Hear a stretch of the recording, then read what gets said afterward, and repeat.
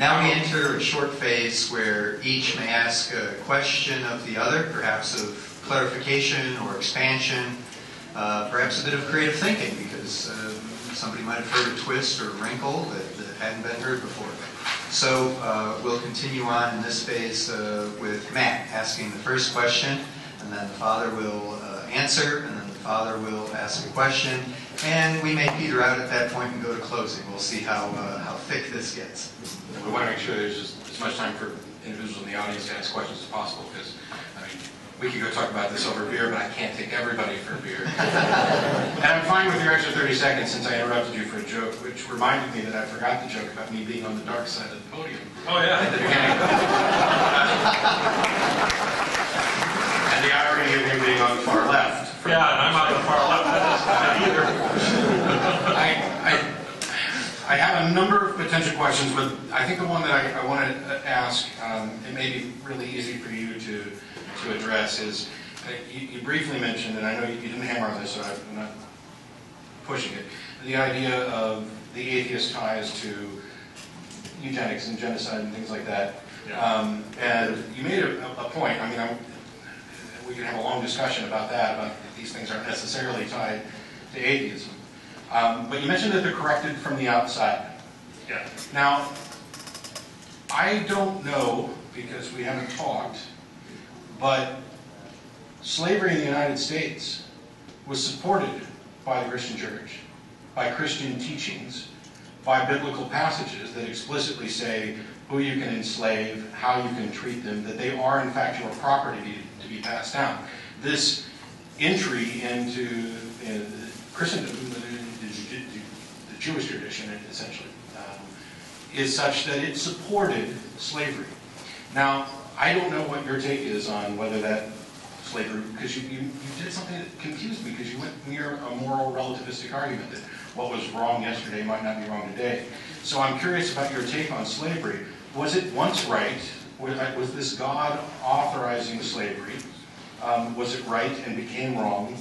Was it always wrong and they just didn't recognize it? I wonder if you could just kind of give a quick take on that, because from my perspective, slavery was an abomination that was actually corrected outside. It was one of the many things where I mentioned before that secular progressive ideas changed the way religious people thought about what was moral. Yeah, I think slavery was a vestige of pagan civilization, so tied in economically. It took years and years for people's thinking to even change, to recognize it as the sin that it was. The first indication, the first real resistance against slavery is from the church fathers in the 4th century. St. John Chrysostom, St. Basil, and especially St. Gregory Nazianzus, who just said it was an evil institution. Okay, so that is what elevated people's moral reprehension of slavery, yet they still lived with slavery as an institution.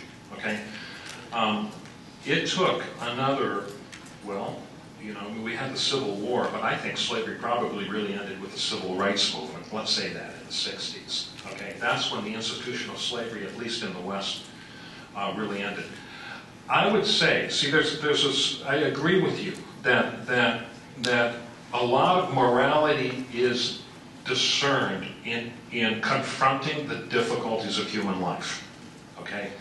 A lot of times people have to wake up to the ultimate moral principle, so to speak, before the immorality of slavery is really written on the very fabric of the heart, you know, and before there's a moral reprehensibility that arises from that. It's true that some Christians argued that slavery was, you know, the will of God, but obviously they were wrong, okay? They were wrong. And other Christians challenged it. I would say, though, that the ultimate overthrow of slavery was because of two things. Number one, the abolitionists. The abolitionists were the ones who overthrew slavery. The abolitionists grew out of the Great Awakenings in the late 18th century, and then jumped the ocean, the Methodists, so on and so forth. I mean, abolition was an exclusively Christian response to that crime. And I would say that the final chapter, written during the Civil Rights Movement by Martin Luther King, read his speeches. They were thoroughly Christian in character and judged the discrimination against the black man in thoroughly Christian terms. So, yeah, Christian culture carried a sin forward for many, many years. Some Christians were definitely wrong. But Christianity has, I argue, atheism doesn't have this. Christianity has within it a self-correcting mechanism in that it can judge its own sins. Now, whether people respond to the judgment and do what's right, they're individually free to do whatever they want. But it's there. And that's why I think, too, you have even a sense of moral progress in Western culture.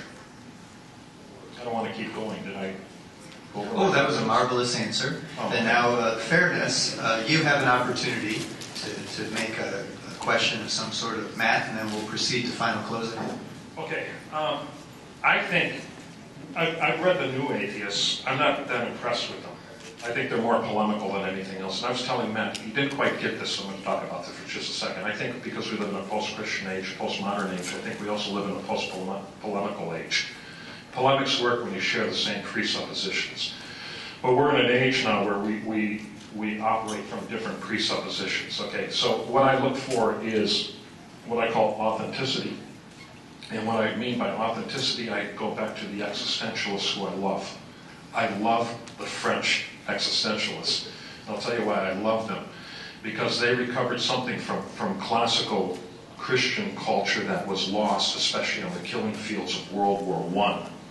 You know, what happened among the philosophers and the deeper thinkers of the time is that the futility of World War I put an end to the death of the myth of progress. Okay, now, progress exists. Okay, linear time exists.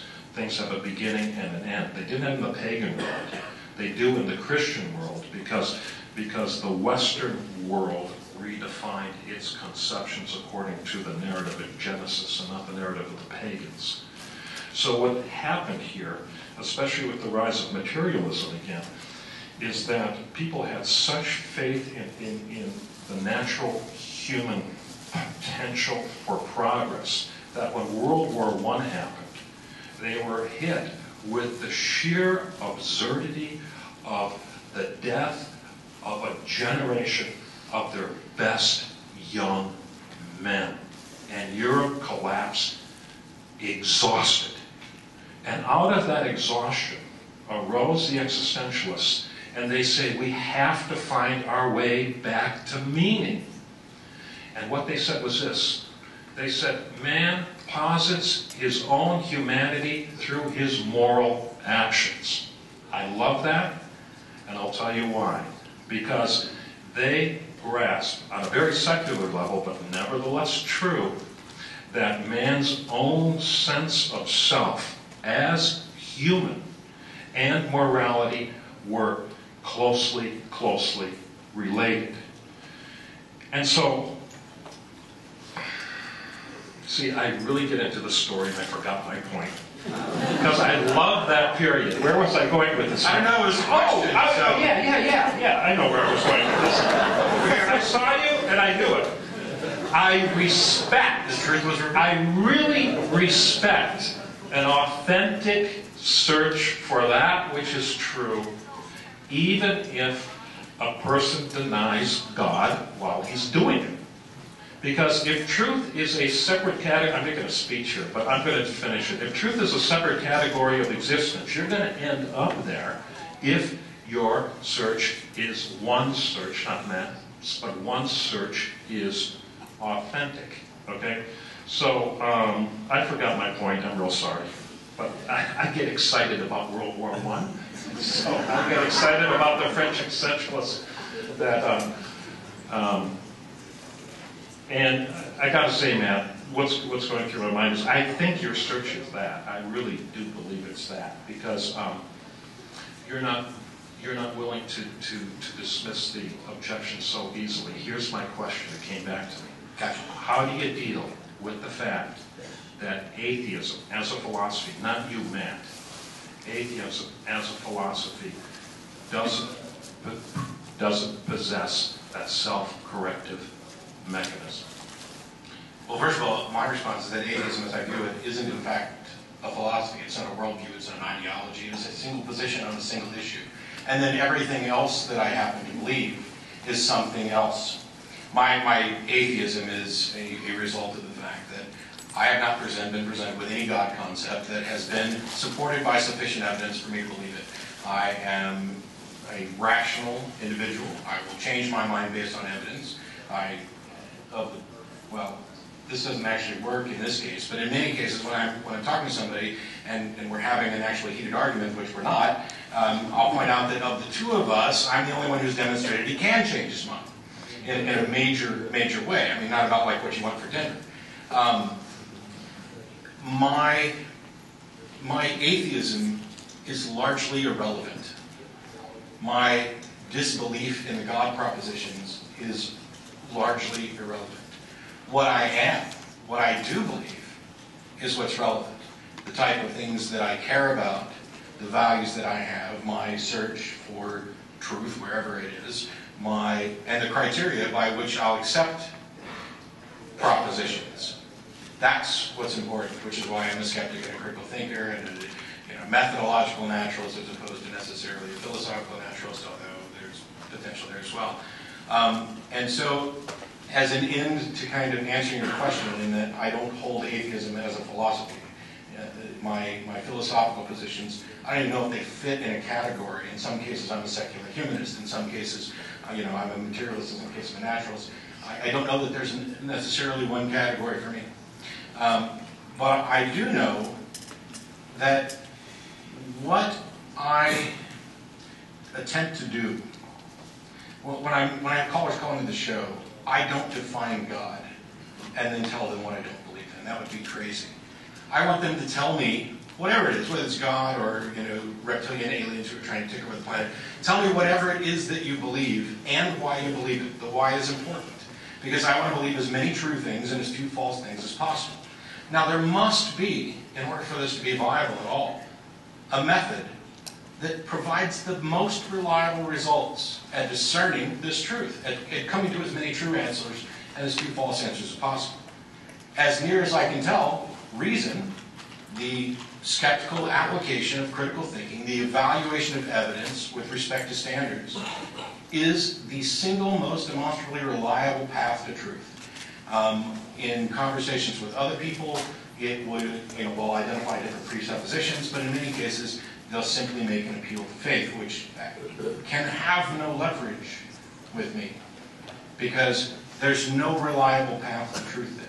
And what I'm advocating in the secular moral system is that the secular moral system does have a checks and balances, because it is built around a demonstrable, open path to truth. What I'm curious and kind of in my response as a question to you is, clearly you seem to accept reason. You don't have any problem with logic and reasoning. Is there a discernible path to truth that is open to everybody within your paradigm, or does it require faith and individual direct revelation, that type of thing? Because I don't understand how somebody can assert any kind of truth without a demonstration of that truth. And that demonstration has to be open to anybody. And that is kind of how we define reality. It's by reality's the stuff doesn't go away when one of us closes our eyes, or one of us stops believing. So what discernible path to truth is there in, for example, the Christian worldview?